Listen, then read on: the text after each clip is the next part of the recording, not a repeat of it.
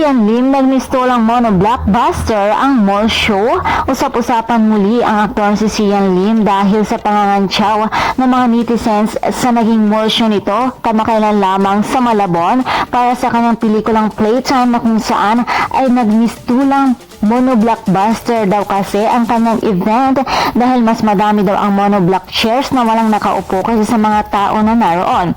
Hindi tuloy maiwasan na ikumpara ang mall show ng kanyang ex-girlfriend na si Kim Chu na kung ikukumpara nga naman ay talagang jump pack ang mall show ng Kim Pao ni na Kim Chu at Paolo Avellino sa dami ng tao.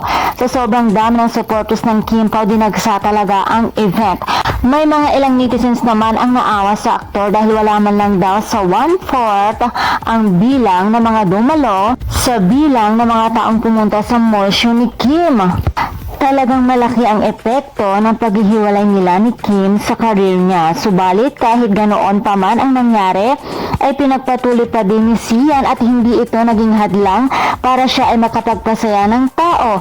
Sobrang na-appreciate nito ang mga taong dumalo at nagbigay ng oras sa nasabing event. Nagpapasalamat ang aktor sa lahat ng pumunta at nag-effort. Ayon pa sa kanya, mahalaga ang bawat isa na naroon at naway napasaya din sila sa munting handog ng aktor. And for more showbiz update, please don't forget to like, share, and subscribe my channel. Thank you for watching.